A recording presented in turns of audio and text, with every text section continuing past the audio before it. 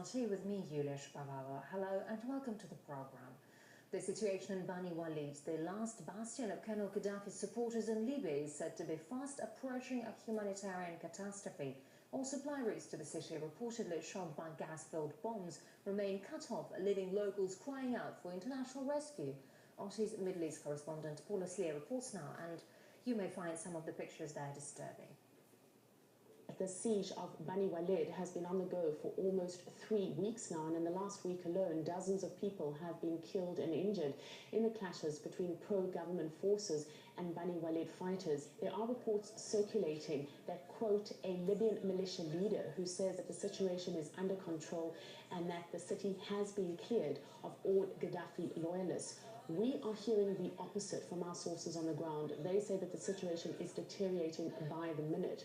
We've also been receiving, as of yet, unverified photographs and video that show dead and dismembered bodies, as well as slain children, and also the alleged use of chemical weaponry. We are hearing from doctors on the scene, as well as eyewitnesses on the ground, that many people are suffering from toxic gas poisoning, and this does line up with, as of yet, unconfirmed reports we've been receiving of gas-filled shells being fired at the local population. They are using heavy machinery to demolish the houses. Second, they using now toxic gases against civilian people, children now, and elderly screaming. We plead with the humanity of the world to please help us save our family inside Bani Walid. al-Qadhafi is trying to make Libya their headquarters, a place where no one can stop them, and they have unlimited money and weapons. Well, for many Libyans, since the former Libyan leader Muammar Gaddafi was slain, their lives have not changed. If anything, for some, it has deteriorated.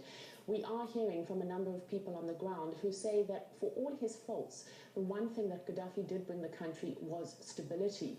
And there are alarming parallels that are now being made between his regime and the current reign. Gaddafi, for example, was charged with using chemical weaponry. We're now hearing the same kind of charges being made at the ruling regime. At the same time, Gaddafi was embroiled in mass executions. We've been hearing from Human Rights Watch of exposés of atrocities as well as war crimes that have been carried out. Separate to this, we are also hearing reports of double standards from many in the international community, people saying that on the one hand, the West is quick to criticize the regime of the Syrian President Bashar Assad like they did with that of Gaddafi, but when you see the same kind of atrocities being carried out now in Bani Walid, the international community is quiet. So this is raising alarm bells.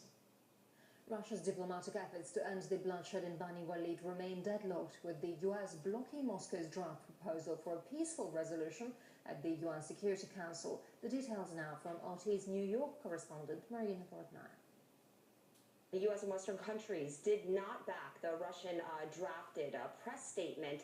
They said that they cited the need for further consultations. Now, the Russian envoy to the UN, Vitaly Churkin, says in the aftermath of last month's deadly attack in Benghazi that killed 4 Americans, it's quite surprising that the U.S. would be blocking a statement that is condemning the use of violence in dealing with Libya's political problems. Ambassador Churkin says it's very strange, and the behavior of the U.S. delegation with respect to the Russian draft press statement in this situation is hard to rationally explain. Now, this Russian draft Security Council press statement on Bani Walid expressed grave concern about the escalation of violence in and around the city, in particularly the reports of growing civilian casualties, including children. The statement also called on the Libyan authorities to take urgent steps to resolve the conflict by peaceful means and to preserve the rights of all Libyan citizens. And the statement also stressed the need to promote national reconciliation and inclusive political dialogue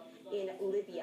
It was quite surprising to many of us journalists that were at the UN stakeout to find that there was no agreement made on this Russian draft press statement that essentially condemns this violence that began in the beginning of October and we see is escalating. But these conversations will clearly continue in the days to come.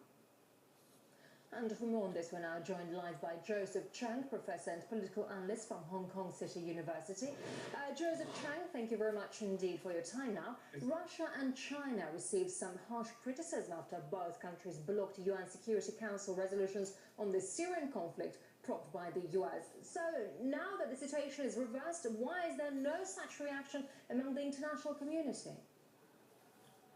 Well, the international community needs a certain consensus to act, and with regard to the UN, obviously it has no effective monitoring mechanisms. It has to rely on certain member countries to raise the issue and to try to forge a consensus.